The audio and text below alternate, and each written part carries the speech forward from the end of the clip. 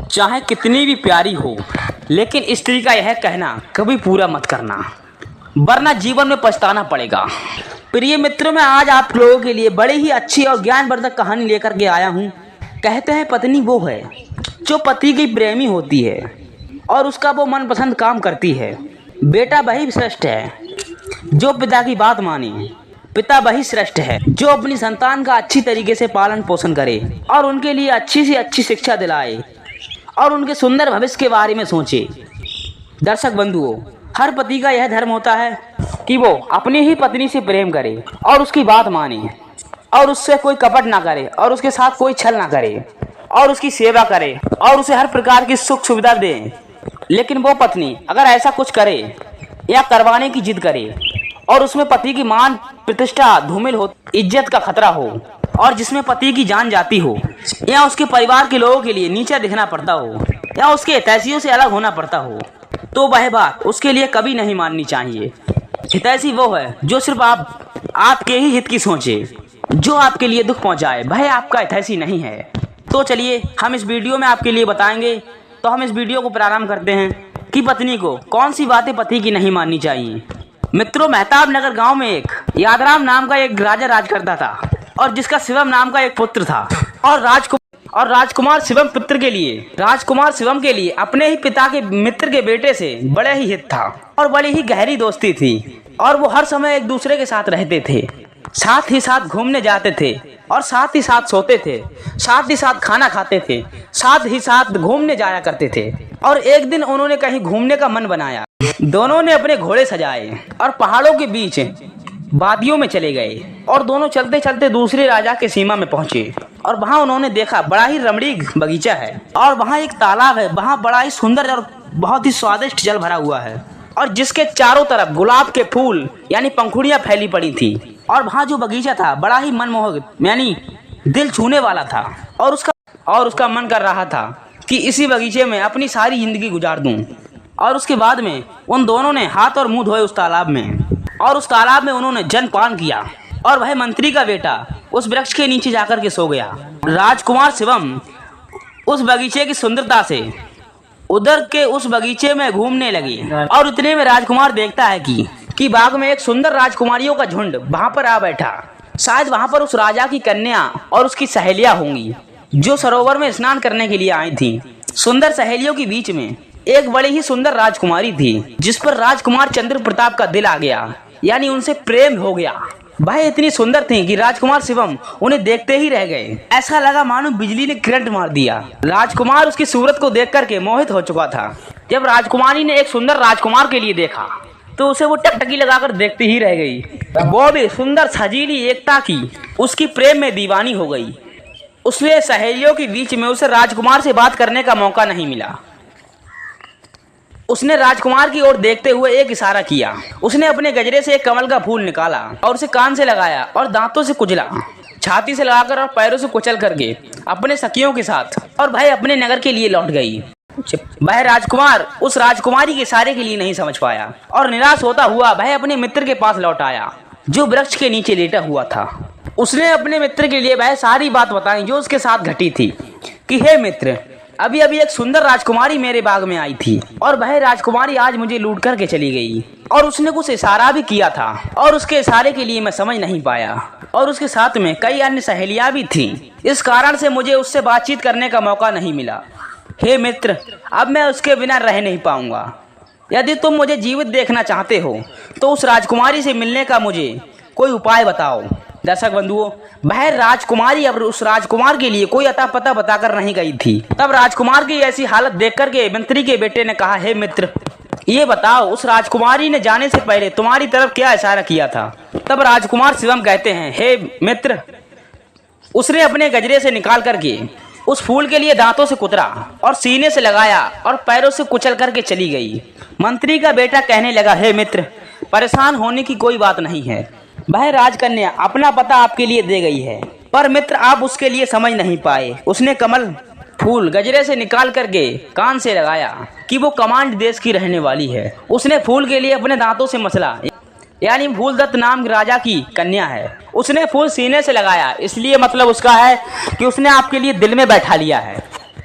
उसने फूल सीने से लगाया, यानी उसने तुम्हें दिल में बैठा लिया है और वह आपसे प्रेम करने लगी है। कमल को पैरों से दबाने का मतलब है उसका नाम है पद्मिनी।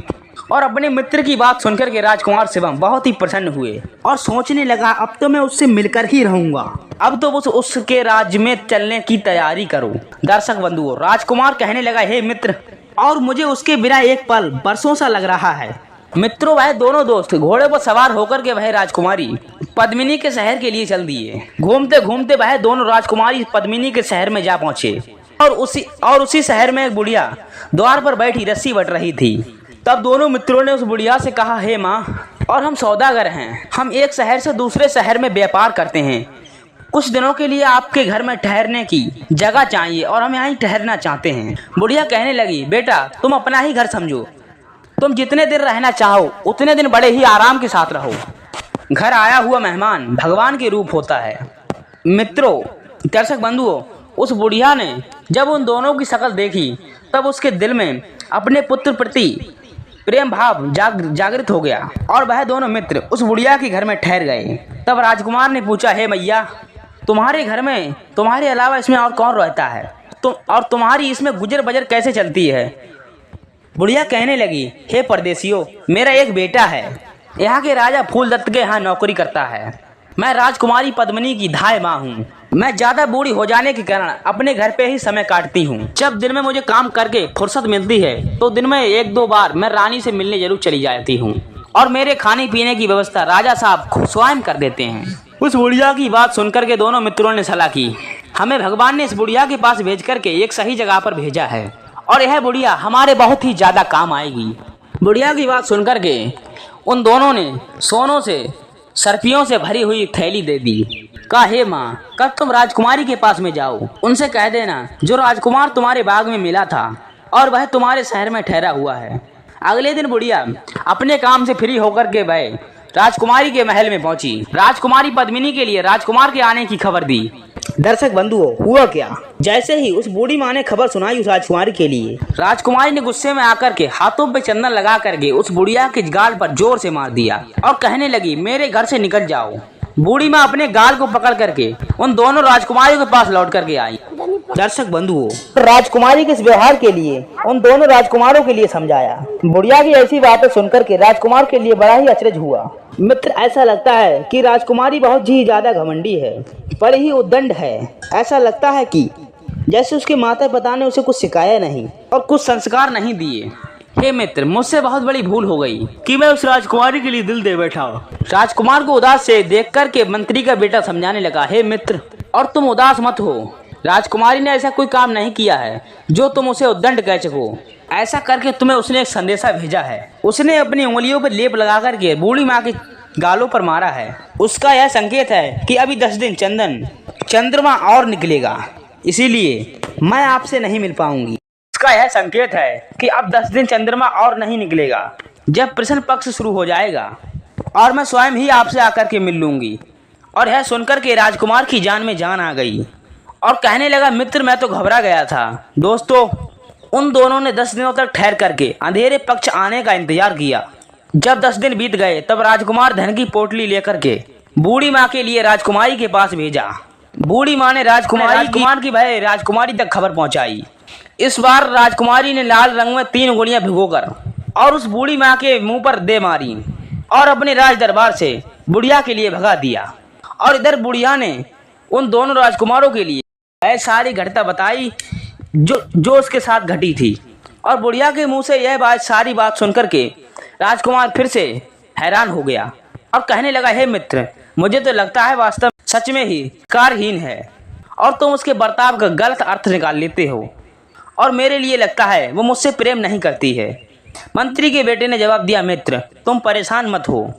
और इस बार भी रानी ने कोई गलत काम नहीं किया है। लाल उंगलियां मुंह पर मारने का अर्थ है भाई अभी मासिक धर्म में है और इस अवस्था में स्त्री के लिए पुरुष से मिलना असंभव होता है।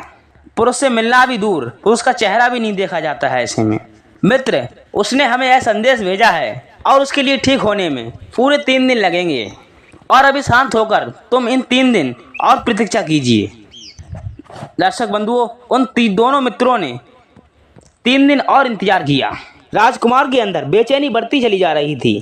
3 दिन के बाद फिर से उन लोगों ने बुढ़िया के लिए भेजा और उस बुढ़िया ने जाकर के कहा, हे राजकुमारी पद्मिनी, और वह दोनों परदेसी आपसे मिलना चाहते हैं। उस राजकुमारी पद्मिनी ने उस बुढ़िया के लिए फटकार कर पश्चिमी खिड़की से निकाल दिया और वह बेचारी बुढ़िया उदास होकर के फिर लौट आई। राजकुमारी का यह बर्ताव उस बुढ़िया ने दोनों राजकुमारी के लिए बताया। तब राजकुमार शिवम कहने लगे, हे दोस्त, आखिर इस बर्ताव का क्या मतलब हुआ? तब मंत्री का बेटा कहने लगा, हे मित्र, अब तो खुश हो जाओ। आज रात तुम्हारे लिए उसने अपने महलों में बुलाया है। उसने यह संकेत भेजा है, महल की पश्चिमी खिड़की से आना। और यह सुनकर के राजकुमार खुशी के मारे उछलने लगा और रात होने पर उसने बुढ़िया के वस्त्र पहने और अपने अस्त्र शस्त्र लेकर के महल की पश्चिमी खिड़की से राजकुमारी के महल में पहुंच गया। और उधर राजकुमारी उसके स्वागत के लिए खिड़की पर तैयार खड़ी थी। और जैसे ही वह पहुंचा तब राजकुमारी उसका हाथ पकड़ करके अपने कक्ष में ले गई। दिन निकलने पर वह राजकुमारी अपने शयन कक्ष में छुपा देती थी और रात्रि होने पर उसे निकाल लेती थी। और उधर उसका मित्र उस बुढ़िया के घर पर अकेला ही था। इसी तरह से राजकुमारी के साथ राजकुमार को रहते हुए कई दिन बीतते चले गए। अचानक से राजकुमार के लिए अपने मित्र बाबा जी की याद आई। मन में सोचने लगा, मुझे राजकुमारी से मिलाने वाला आखिर मेरा मित्र ही तो है और मैंने अपने सुखों के चक्कर में उसे अकेला छोड़ दिया है और मैं कितना बड़ा मतलबी हूँ और मुझे उसे अभी मिलना चाहिए। तब वह राजकुमार अपने मित्र से मिलने के लिए तड़पने लगा और राजकुमारी के लिए यह बात बिल्कुल ही पसंद नहीं आई और राजकुमारी नहीं चाहती थी कि राजकुमार मुझसे एक पल के लिए भी दूर जाए। जब राजकुमारी के लिए राजकुमार उदास लगे तब राजकुमारी पूछने लगी, आखिर तुम इतनी उदास क्यों हो? जवाब दिया, प्रिय, दुनिया में हर चीज के बिना मैं रह लूंगा, लेकिन मैं अपने दोस्त के बिना नहीं रह सकता। और वह मेरा बचपन का दोस्त है। हर सुख दुख में उसने मेरा साथ दिया है और बड़े भाई से भी बढ़कर के वह मेरा ख्याल रखता है। मित्रों, वह राजकुमार का अपने मित्र से अटूट प्रेम देख करके वह राजकुमारी और बड़ा ही बुरा लगा और सोचने लगी, इसका कमीना दोस्त हमारे प्रेम के बीच रोड़ा बन जाएगा और इसके मित्र के होते हुए यह राजकुमार बिल्कुल मेरा नहीं हो सकता और उसके मित्र के लिए मुझे खत्म कर देना चाहिए। यह सोचकर के राजकुमारी मीठी मीठी बातें कर करके बोली, हे प्राणनाथ, यदि आप मित्र के लिए ज़्यादा ही बेचैन हो तो लो, मैं तुम्हें अपने हाथों से भोजन बना करके देती हूँ और इस भोजन के लिए तुम ले जाकर अपने मित्र के लिए बड़े ही प्यार से खिला देना और कहना तुम्हारी भाभी ने बड़े ही प्यार से भोजन बना करके भेजा है। और राजकुमारी की ऐसी बातें सुनकर के राजकुमार बहुत ही प्रसन्न हुए और राजकुमारी पद्मिनी ने भोजन बनवाया और भोजन में जहर मिलवा दिया और इधर भोजन को लेकर के उस राजकुमार के लिए भेज दिया और राजकुमार से कहा, हे प्राणनाथ, और तुम भोजन करा करके अपने मित्र के पास से जल्दी ही लौट आना। दर्शक बंधुओं, राजकुमार के लिए नहीं पता था कि राजकुमारी ने इस भोजन में जहर मिला दिया है और वह खुशी खुशी भोजन लेकर के अपने मित्र के पास पहुंचा। और काफी दिनों से वह दोनों एक दूसरे से बिल्कुल अलग थे और इसीलिए वह एक दूसरे को देख करके बहुत ही प्रसन्न हुए और पहले तो एक दूसरे से गले मिले, फिर एक दूसरे से वह बातचीत करने लगे। बोला, हे मित्र, मैंने तुम्हारी बात उस राजकुमारी के लिए बताया तो बहुत ही प्रसन्न हुई और उसने अपने हाथों से भोजन बना करके भेजा है और लो, यह भोजन कर लो। दर्शक बंधुओं, इधर मंत्री बेटा जो था बड़ा ही चतुर स्वभाव का था। मंत्री के बेटे के पास में बैठा हुआ एक कुत्ता था, उसके पास थोड़ा सा भोजन निकाल करके उस कुत्ते के लिए डाल दिया और वह कुत्ता उस भोजन को खाने के बाद तुरंत ही मर गया। और यह देख करके राजकुमार बड़े ही आश्चर्य में पड़ गया, अरे भाई ये क्या? तब मंत्री का बेटा कहता था, हे मित्र, मुझे राजकुमारी ने मरवाने के लिए यह भोजन भेजा था। इस भोजन को भिजवाने के लिए उसका कोई प्यार नहीं था। तब पूछने लगा, हे मित्र, आखिर राजकुमारी ने ऐसा क्यों किया? तब मंत्री का बेटा कहता है, हे मित्र, तुम्हारे और उसके मिलन में मैं रोड़ा बन चुका हूँ। तुम उसके पास जरूर रहते होगे, लेकिन तुम्हारा मन मेरे मिलने के प्रति बेचैन रहता होगा। और राजकुमारी नहीं चाहती थी कि उसका प्यार बढ़ जाए और इसीलिए उसने मुझे मारने का प्रयास किया। यदि मैं मर जाऊंगा तो तुम पूरी तरीके से उसके बनकर के रहोगे। और मित्रों, यह बात सुनकर के भाई राजकुमार का खून खौलने लगा और कहने लगा, हे मित्र, ऐसी दुष्ट स्त्री का मैं प्यार पाकर के जीवन में कभी सुखी नहीं रह पाऊंगा और इसका प्रेम तो बड़ा ही घातक है, यह तो मैंने कभी सोचा ही नहीं था। ऐसी स्त्री से तो भगवान ही बचाए, अब उसके पास में मैं कभी लौट करके नहीं जाऊंगा। मंत्री का बेटा कहने लगा, हे मित्र, ऐसा मत करो, जिसके लिए हमने कई दिनों से अपना घर बार छोड़ कर रखा है और उसके बिना तो हम घर लौट करके नहीं जा सकते, और उसके लिए हम अपने साथ लेकर के चलेंगे, लेकिन ब्याह करके नहीं, उसे उसकी करने का दंड दे करके। और आज रात्रि में तुम उसके पास ही जाओ। जब आज रात्रि में वह रानी सो जाए तब तुम उसकी जांघ पर अपने चाकू से छोटा सा घाव बना करके उसके सारे गहने लेकर के चले आओ। उसके कहे अनुसार राजकुमार ने जब पद्मिनी सो गई थी तब राजकुमार ने बाई टांग पर अपनी चाकू का निशान बनाया और गहने उठा करके वहां से चला आया।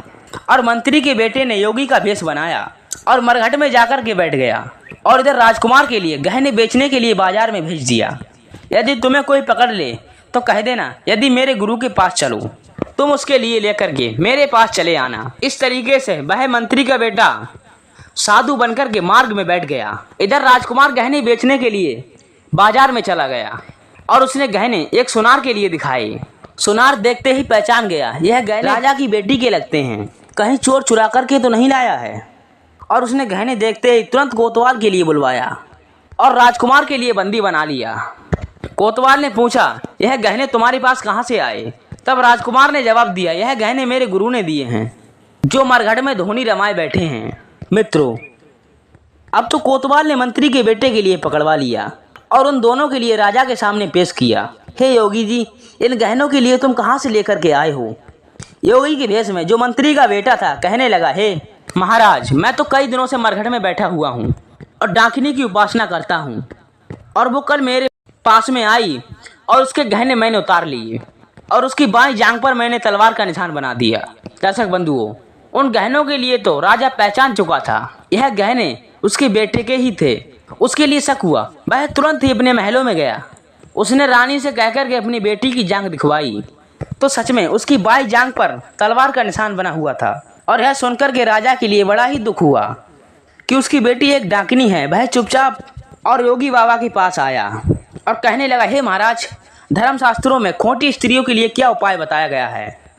तब उस मंत्री के बेटे ने कहा कि हे महाराज, जब तुम अपने राज की खुशी चाहते हो तो अपनी बेटी के लिए देश निकाला दे दो। ब्राह्मण, स्त्री, बालक, गाय, अपनी शरण में रहने वाला कितना भी अपराध हो जाए उसके लिए मृत्यु दंड नहीं देना चाहिए। इसलिए इससे अच्छा तो यही है कि आप अपनी पुत्री के लिए देश निकाला दे दीजिए। यदि आपने ऐसा नहीं किया तो आपका सर्वनाश हो जाएगा। तो मित्रों, उस राजा ने अपनी बेटे के लिए डोली में बिठा करके उसने जंगल में छुड़वा दिया। राजकुमार और वह मंत्री का बेटा इसी तलाश में थे और वह जंगल में राजकुमारी के पास आए और उसके लिए लेकर के अपने साथ अपने नगर लौट गए और बड़े ही आनंद के साथ रहने लगे। राजकुमार ने कहा, हे प्रिय, तुमने मेरे मित्र के लिए मरवाना चाहा और वो भी मेरे हाथों से, इसीलिए मैंने तुम्हारी करनी का तुम्हें दंड दिया और इसीलिए हमने तुम्हारा देश निकाला करवाया। इसलिए तुम अपने माता पिता, भाई बहन, अपने पूर्वजनों के लिए नहीं देख सको और ना ही उनसे मिल सको। तब तुम्हारे लिए एहसास होगा अपनों से दूर रहने का गम क्या होगा। उस दिन तुम थोड़े से इंतजार के चक्कर में तुम मेरे मित्र के लिए मार दे रही थी और भाई मेरा मित्र है, वह रक्षक बनकर के मेरा साथ निभाता है। उसके बाद में राजकुमारी ने अपनी गलती स्वीकार की और बार बार अपने किए हुए काम पर लज्जित होने लगी। दर्शक बंधुओं, कहते हैं जो स्त्री अपने पति से अपने हितैषियों को दूर करना चाहती है या फिर उनका बुरा करना चाहती हो, और वह पति की भी हितैषी कभी नहीं हो सकती।